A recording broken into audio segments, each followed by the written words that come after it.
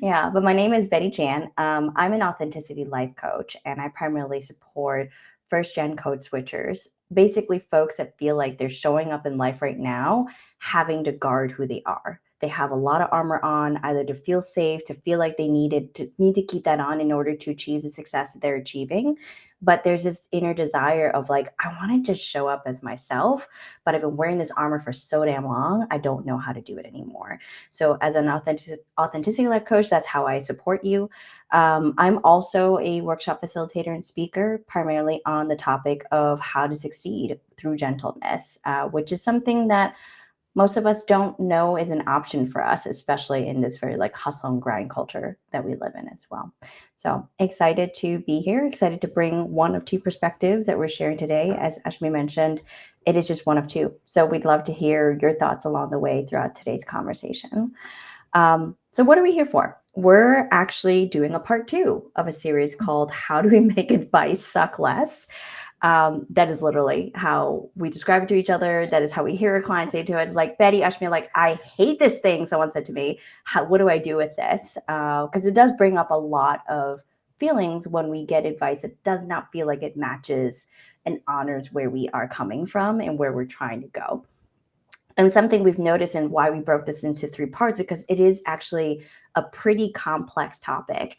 And if you missed it, we have part one available where we covered what does it feel like when we avoid advice, right? Like we know we want it, but we find that we hesitate to ask for it because we are worried about all the things that have to come afterwards, all the energy expenditure we need to do to explain ourselves, to not appear ungrateful, etc. So if you missed it, catch that part one. But today for part two, we're talking about what it's like to ask for advice and then not get the advice you want. You're like, oh, hold up, like that's not the thing I need. Or it is very sound advice, but you're just not in a place where it feels like it applies to your life, right? Because oftentimes we read these self-help books, we see these case studies, we have these mentors in our life, and we're like, okay, like you did A, B, and C, and that helped you become successful, helped you be more of yourself. But I don't feel like that really would work for me. Like I can't just pluck that, apply to my life, and suddenly get the same success you do. So that's the vetting and the navigation we often have to do when we ask for advice and receive advice as well. So that's where we're going to spend most of the time today. And then we'll have part three, which is actually my favorite part about advice. And Ashmi, I'm going to just say it for you. I think it's your favorite part as well, where we ask for advice all the time and it feels like an automatic that we can't even make a decision without consulting everyone, their mother, and maybe the stranger at the bus stop for their opinion on as well. So how do we get back to a place where we trust that we already know and we don't actually need to lean on that advice so much? So that is coming in part three. So definitely stay tuned, follow us for the updates for that. And we'd love to share that with you. So last time, we just took a beat to define advice. Today, I'm going to zip through it a little more quickly. But if you have a different take on what advice means, I'd love to see it in the comments. Because the way we're talking about advice is the stigmatized version of feeling like it's someone giving you something or saying what they think you should do, right? As opposed to taking into account what you're feeling and what you want to do. They're telling you what they think you should do. And I think that's often how most of us first receive advice. So again, for today, we're focusing on what it feels like when you do actually open your mouth and ask that mentor, ask that friend, ask your partner for that advice. And then you're like, oh gosh, I don't want it. So I want to just like slow down that moment, right? Like we call it mismatch advice. Like what happens when we feel we're caught in that moment of mismatch advice? So Ashmi, I'd love to hear from you in terms of like what do you imagine comes up during the time for yourself of your own experience as well as with your clients as well. Yeah. I think for me as well as my clients, the biggest or the thing that is at the forefront is just disappointment, because you are looking for one thing and you get another.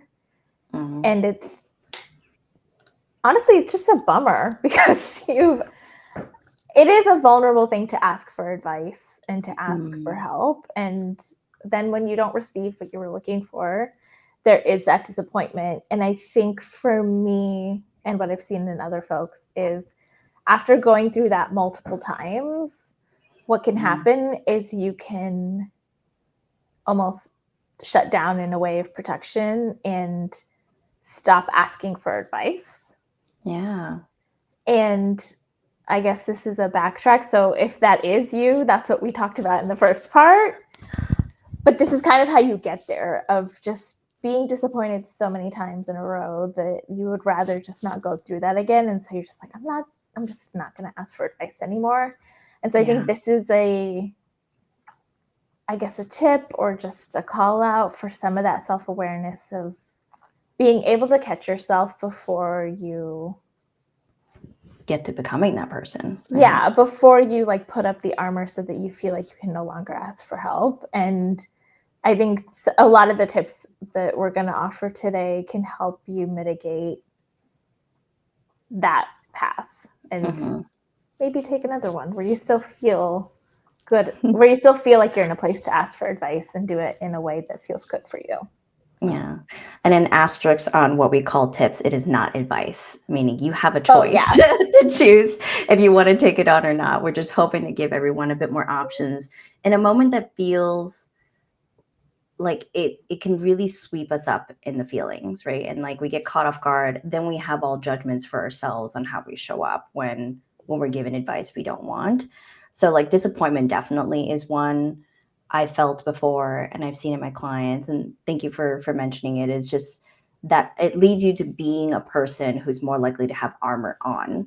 And that leads to being someone who feels like you have to pretend to be someone else all the time and not be able to be at ease with yourself, not being able to build those genuine connections because we're keeping other folks at arm's length in terms of getting to know the real us.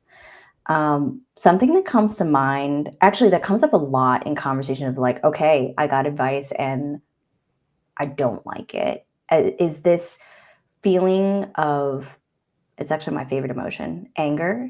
And I think for first gen folks, like anger is a tough one to even recognize, to even own that like we feel anger, and being scared that like if we do allow ourselves to feel anger, we're gonna like unleash this monster that comes up and hurts everyone around us, and that's like the last thing we want to do. And I just want to name that like it took me a long time to identify for even myself that the anger was about being tired of not being seen for who I am, right? It's like, okay, I'm asking you for some advice and you're telling me everything that I've already done, that I've already tried. And now I got to come and tell you, now I'm coming in with the feeling of, who do you think I am? Like someone who hasn't even tried at all on my own, right? So it's this misunderstanding of how people perceive us, and mixed with the desire of like, we want to be seen as competent. We want to be seen as someone who works hard and is creative and tries a lot of options. And when someone gives us advice that feels really basic or is a repetition of what we tried and does not work, it does stir up a sense of anger. And it's usually blended in. It's not like we only feel one emotion at a time. Oftentimes it's like an interesting little cocktail of all these emotions simultaneously. And I've noticed that anger is always one ingredient that often comes up with mismatch advice. Yeah. I'm so glad you brought that up because it's making me think of other flavors of this.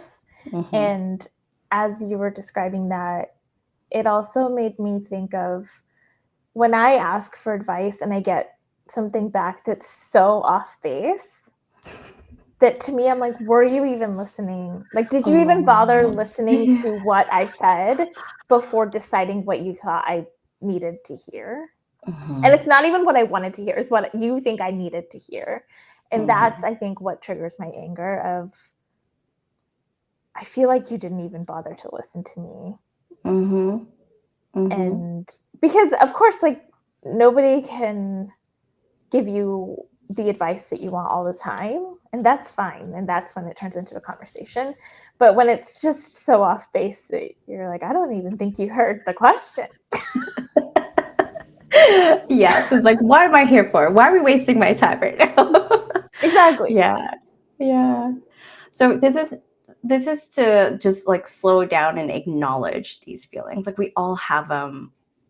We're all humans at the end of the day, and it comes up in all corners, right? So this feeling of disappointment, this feeling of anger. And sometimes I would say like people pleasing comes up Mm, as well, right? Where, how do I describe this?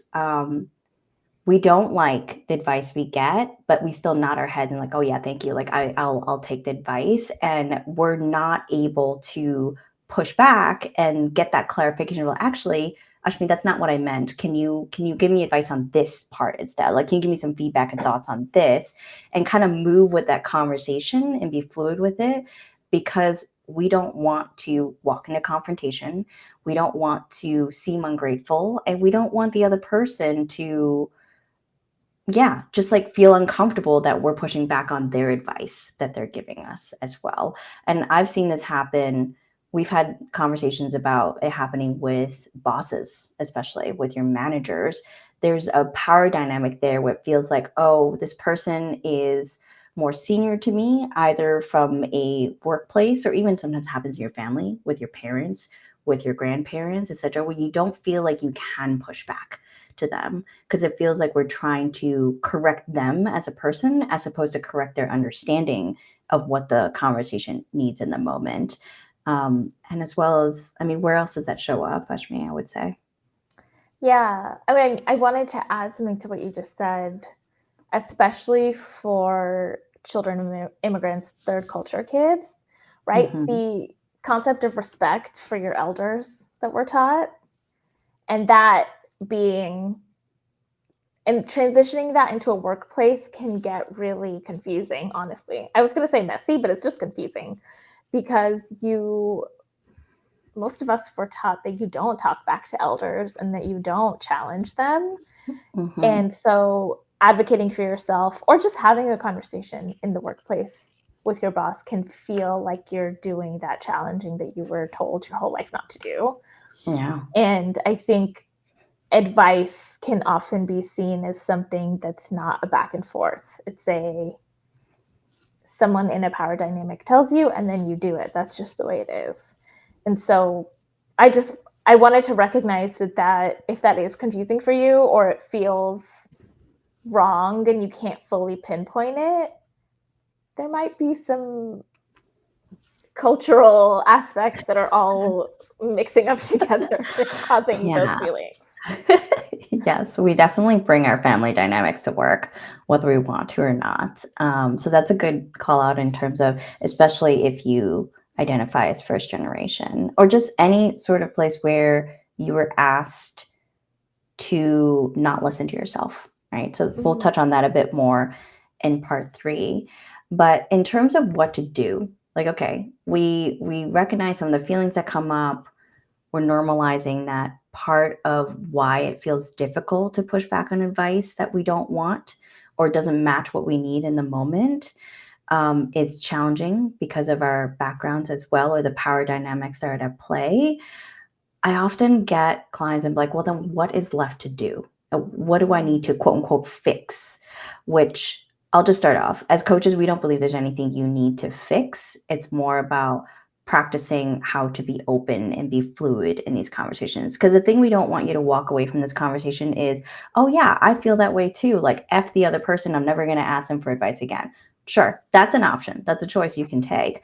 But we want to offer some encouragement and some guidance in terms of, how do you feel confident enough to sit in that uncomfortable moment of like, oh, this is not what I need right now, but to feel like you can have the choices and the words and the language to articulate and clarify further what you need in that moment and to do it live.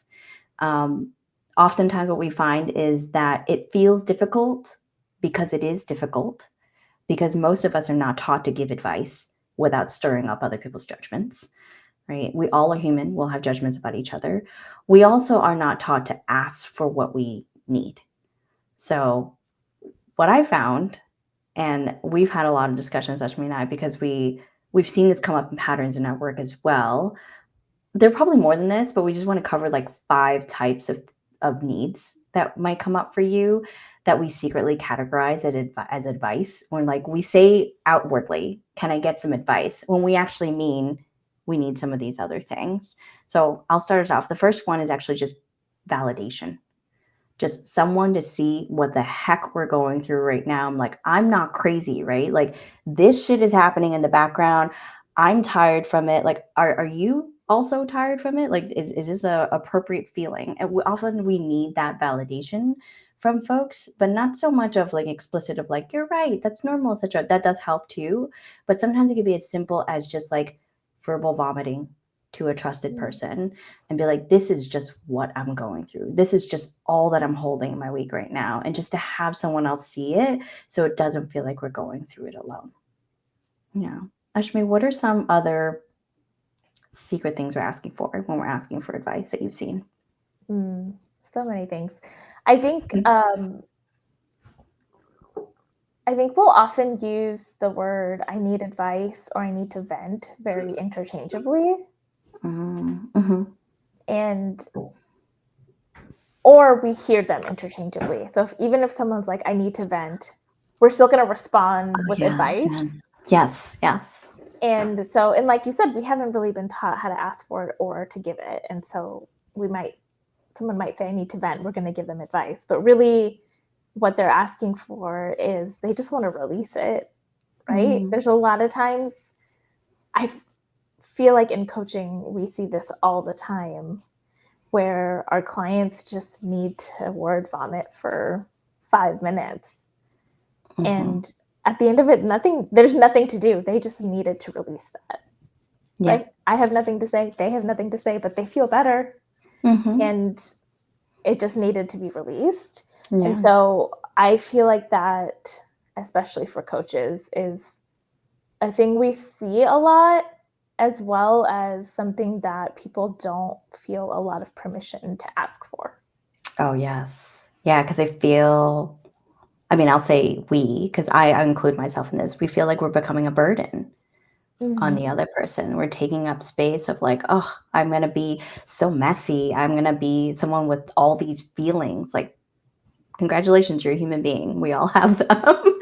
And it's a more of a practice of, are we good at identifying who in our life is a person we trust to hold that space for us? But also, even if it's the same person, is the timing accurate for both you and the other person, right? Is the other person available to hold space for us for that releasing and venting? And also, are we ready? Because sometimes emotions are so raw that like saying out loud might actually be a bit more overwhelming for us in the moment. So just understanding what you personally need as well to so that you can better ask for that support that will truly feel like support for you. Yeah. Yeah. And I think a lot of us look at asking for something as very transactional. Mm-hmm. So we feel like we can only ask for something if we're saying, "This is what I need, but this is what I need back from you." Mm-hmm. Right? It has to be this like give and take. And so I think we feel uncomfortable if it's like, "I don't want your advice. I just want you to hold space." Yeah. Yeah. And so I think I just challenged myself as well as my clients to give themselves permission for that to be a very valid ask. Mm-hmm. Mm-hmm. Yeah. And there's a third type of secret advice that we ask for. I'm not even sure a secret thing we call advice. I think maybe more accurate. I used to see this a lot in the 9 to 5 space. So before I became a life coach, I hailed from a decade of project management. And in that time, I remember whenever there's a team member that's like, I don't like, I need to check in on the next steps. And they reply to me is like, I don't know. I don't know what to do. And they're like, Betty, what do you think I should do? Right. So Mm. instead of just spelling it out for the other person, which I think could be what they need in the moment, what I found over time in that 10 years is that most of my colleagues just needed an open place to explore, a place to be like, what are the options on the table right now? Because I know there's a deadline. I don't have the resources I need to get the work done, but I feel like I'm between a rock and a hard place and I can't ask for anything. I need help, but I don't know what help looks like right now.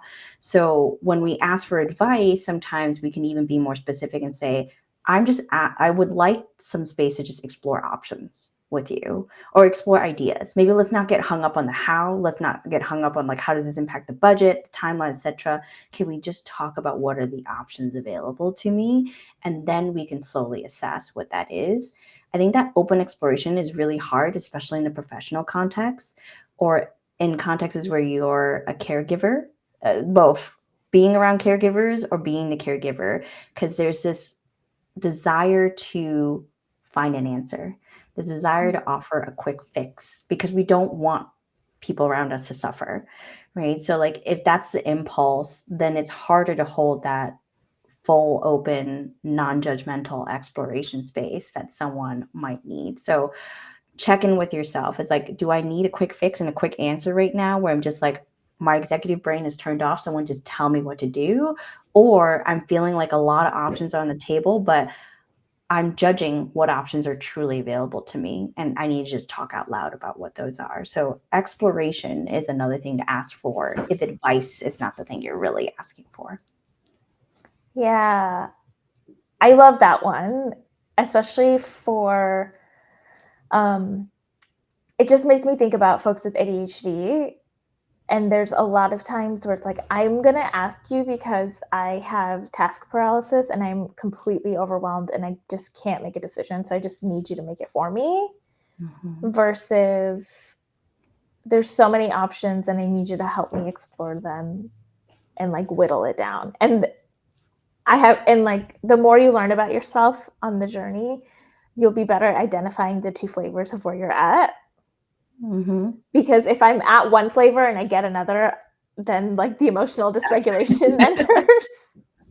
That's when the butting head happens again. Yes. Yeah. So I've Mm-hmm. gotten much better at saying, I have no mental capacity. I'm exhausted. I just need you to decide where we're eating tonight. Because because a lot of times it's somebody who loves me and they want to be well-meaning and not be overbearing and say like, this is where we're going to eat. And they value my opinion, which at any other time I love and I'm so grateful for. So I've gotten better at being like, I know you love me, but I just need you to tell me right now what we're going to do because I have no capacity for that. Yeah. And so you reminded me of like, what do you want to eat tonight? I don't know. What do you want to eat tonight? Well, whatever you want to eat tonight is going to drive me and then up the wall. and then everyone's annoyed at the end of it. So that was a more like surface level explanation, but I just wanted to give that example as what happens when you have more self-awareness and you get better at asking for exactly what you need at the time. And so the next one that I think about is accountability, which in the way I look at it has lots of flavors, right? You either need somebody who is going to hold you accountable or someone who's just going to call you out. Like I need somebody who knows me well enough that I'm going to ask and they're just going to say, hey, like you said this thing last time, or this is what you're doing. I'm just going to be straight with you. And I think sometimes you have to give the other person permission to be straight, like say, this is what I'm looking for. And so that they don't like dilly-dally around anything how they really. want to help you. Yeah, like you can just say, I just like need someone to hold me accountable. Yeah. And that is, I kind of want to bring up or highlight something that I've noticed a lot in the first generation space of both the third option of exploring and then the fourth option of accountability as like different ways to ask for advice. There's this incessant, okay, that sounds extreme, but there's this like built-in need to feel like we've tried to figure it all out on our own first. Like we as an individual have to try everything before we can ask for help, that it feels uncomfortable and awkward. And sometimes not even a blip that our brain registers is an option of like, oh, I can actually bring someone else into this thought process and help me out. before I have to like do the work all by myself and exhaust everything. And same thing for accountability. We're often the responsible one, especially first gen folks who are the older sibling, right? They have to do everything. They have to keep everyone else on task for doing things that it might feel like an invisible option to you where you're like, oh, I don't have to be the one to hold all this right now. I can actually ask someone like, can you keep me accountable? Like there's this thing I really want to do and I've wanted to for a long time, but I'm dragging my feet. Can you be that gentle nudge next Thursday and just check in on me to see where I'm at around that as well? Yeah. Yeah. And that one's huge for people with ADHD because we, especially if you're late diagnosed, undiagnosed, we've spent a whole life being shamed and criticized for forgetting things or not knowing things or whatever. And so after decades of that, most of us have learned to try and figure it out on our own because we don't want to go through the process of somebody criticizing us. Mm-hmm. But the more you know about yourself, the more you know about your needs, and you're like able to find safe spaces to have that accountability and to have the safety for someone to just remind you to do something and not have it mean a whole bunch about your capabilities or your Mm-hmm. inability to do it by yourself. Mm-hmm. Yeah. Which, oh, unless you had a point, I was going to jump into our next No, one. That no, made yes. immediately That made me think that too. okay. Is this one I think is my favorite is the cheerleading. Mm-hmm. And I love doing this for other people, but I've gotten better at it of asking for it, where you just like need somebody to cheerlead for you and just be the positive reinforcement, your hype person. And it's like, I don't really want your thoughts. I just want you to say, this is awesome. You're going to get it. You're doing a good job. And I don't think we always, I don't, what am I trying to say? It's not normalized that that's okay to want. Mm-hmm. Mm-hmm. And it is, honestly, it's human nature to need that from each other. Yeah. Mm. And I think we see it as weakness asking for it. And I feel like it's a really normal, like all of us want it and need it. Yeah, that like positive affirmation and validation that like, okay, what we're doing is it's good, it's fine, keep at it kind of thing. Yeah. And so I think asking for it should be also okay because if we all want it, then we should all be asking for it. Mm-hmm. I found that like, and I really appreciate having friends who have that excitability because I can't always generate it. I can generate it for other people a lot quicker than I can generate it for myself.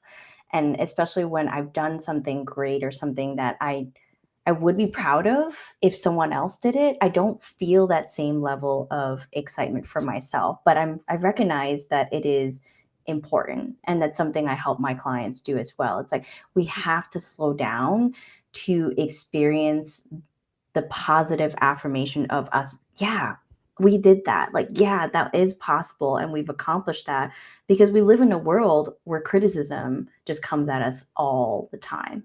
Right. And it is, I'm sure we've all felt it. Like, criticism is a lot stickier. Right. You hear it once and suddenly it's like, great, I'm the world's laziest person. I'm the world's suckiest person. But we need to hear positive reinforcement 7 to 9 times more in order to actually hear it as if we were hearing it for the first time.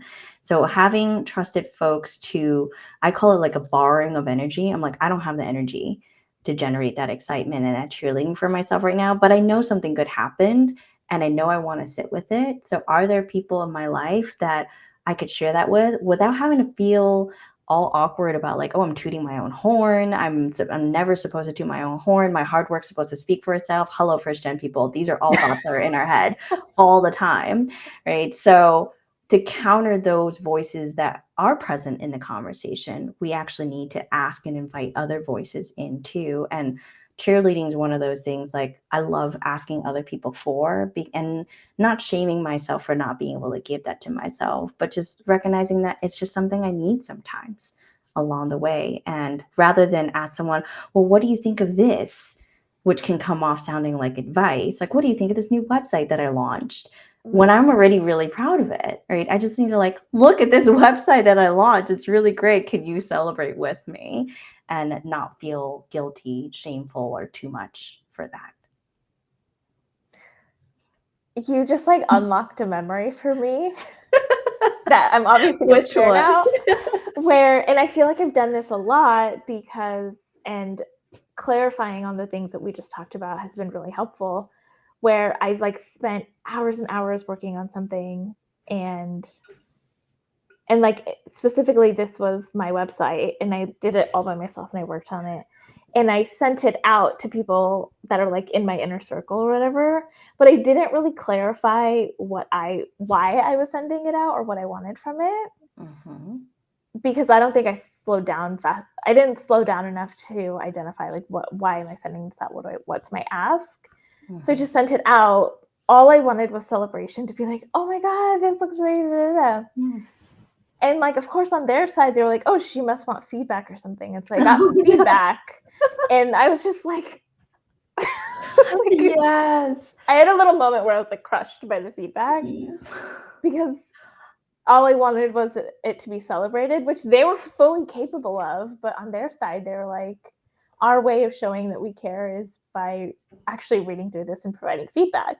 And so nobody was wrong in the situation, but it did teach me to slow down, to be like, I'm not looking for feedback. I just want to share this and celebrate like how much time I spent on it. So yeah, so when you were talking about that, it unlocked the memory of how I learned how to ask for what I need.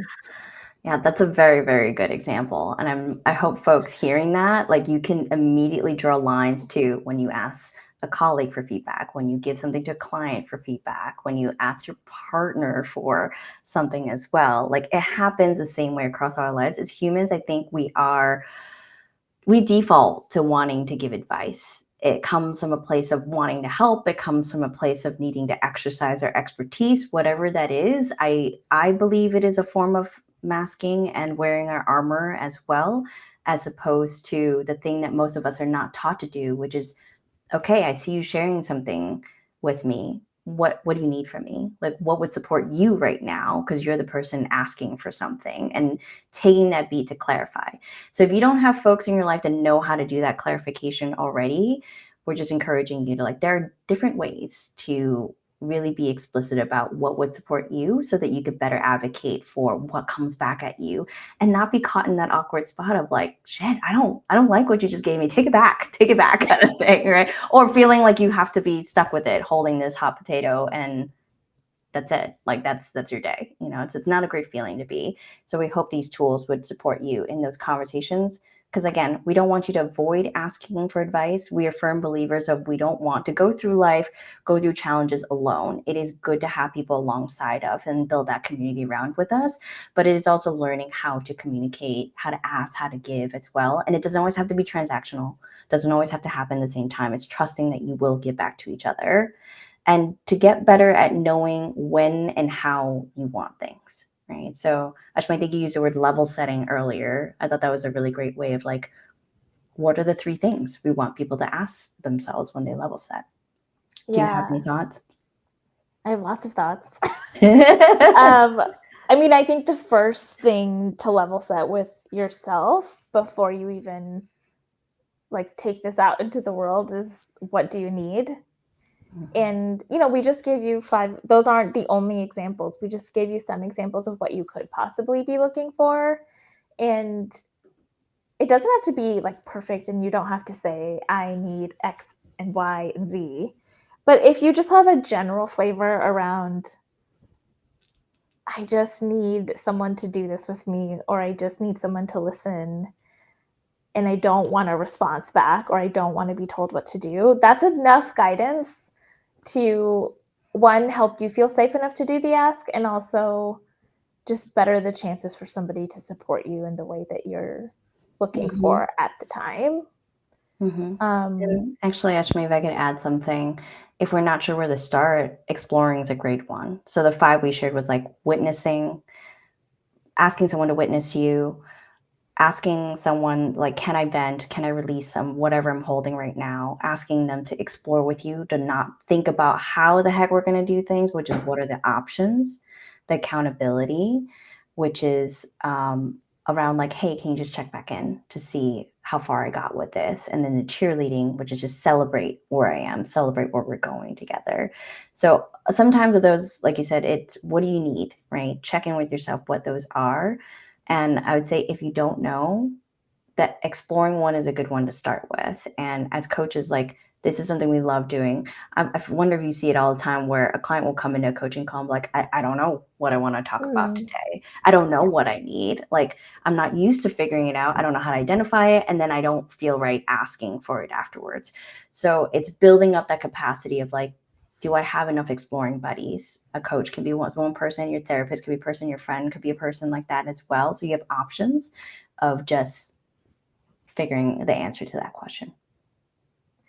And I think for our all or nothing or binary thinkers out there, which we both can be at times, I see you. yeah, it's not going to be like you're not going to sit down and be like, oh, today I want someone to help validate me. And that's not going to be the only thing, right?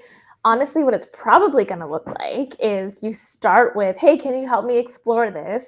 You get into it, you need a little bit of validation. And then maybe at that point, you're like, oh, but I really do want to know what you think. Mhm. Like, tell me what you would do in this situation. So there's going to be an evolution in the conversation.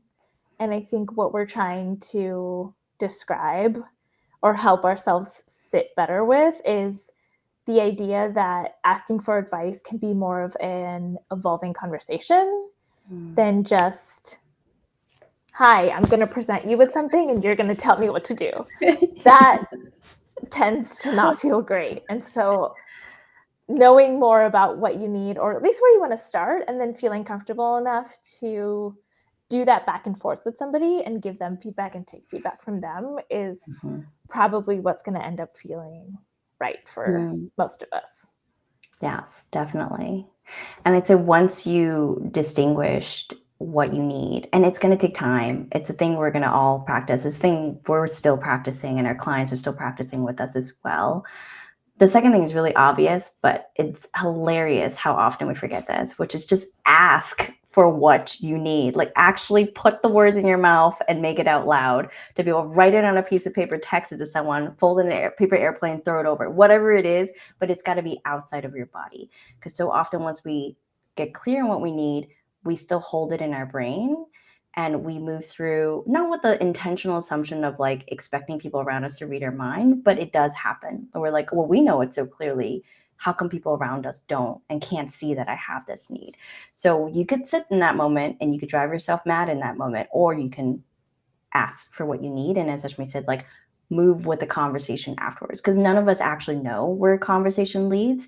It is like a dance between two or whatever people are involved in that conversation as well. And I think the last one, Ash, maybe I know Yeah. you've always told me this before, where let's say you ask, you got clear on what you need and you ask, and you still don't like Yeah. what comes at you. What's left? Yeah. What's left is it's totally up to you to choose what you keep and leave the rest. And as I say that phrase, which I think both of us say it a lot, I said it at the beginning of this live. We start our Mhm. lives with it every time. Also, if you want to leave all of it, that's also okay, Ah, yes, right? This yes. concept of choose what you keep, leave the rest, again, for our binary all or nothing thinkers, almost makes you feel like you have to choose to keep something, and you Mhm. don't. Like, if you want to leave all of it, you can leave all of it. If you want to keep all of it, you can, or if it's a mix. But the giving yourself permission that you don't always have to take what people offer is, again, it sounds really simple, but I've had so many aha moments with my clients just by giving them permission Mhm. to decide that for themselves, because a lot of us have made it to adulthood without feeling like we could do Mhm. that. Mhm. And it's not even like a sign of weakness or whatever. It's just what we've been taught or what's been modeled, or Mhm. maybe at work or whatever. Like, that's just what you feel safest to do. Yeah. And I think being able to unlock that option for yourself can be really big. Definitely. I like the way you phrase it of like the permission. We have to give ourselves the permission to like take what we need or take none of it or take all of it, whatever. You are the one who gets to decide. And if it supports you to think of this way, by asking for, like, by thinking of like, oh, okay, ask person A, none of it applies to my situation. You can ask for a second opinion. We do it with doctors. You can do it with advice, right? Like go to someone else that you feel like could understand your situation. Ask the same question again. Just because you feel a little let down the first time does not mean it's a guarantee you'll be let down the second time you ask. And that vetting process of what you're getting from the advice and that vetting and decision to choose what you keep is a form of living authentically as well, because you're honoring what's true for you in that moment. And nobody knows you better than you do at this point. Yeah. You know? All right. Well, folks, that is all we have for part 2. So I hope if you find yourself caught up in an advice situation where you're like, oh, and like, don't worry about being perfect about it. I still do this where I'm like, I'm asking for advice. I'm like, oh, actually, that's not what I need. But should I know better? It's fine. I'm going to do it over here. I'm going to try it now. I'm going to try it now. Like, what do I actually need? Assess in the moment and then be in that conversation with the other person. I often like to think of it as kindness, right? It's like I'm helping the other person understand what I need. So it's not, the whole burden and onus is not on them to figure out how to support me, how to help me as well. So we hope today's conversation gave you a few places to start if you find yourself in that situation. And we'd love to see you back for part 3. So if you haven't followed us on LinkedIn or YouTube already, please do. That's where we usually release our talks. And the next part for part 3, we're going to be talking about what it looks like when we over ask for advice. We ask everybody because what's really happening is that we don't fully feel confident and trust that we already know what to do. So excited to talk through that with everyone. But thank you Yeah. for taking the time to join today. Thanks, everyone. All right. Bye.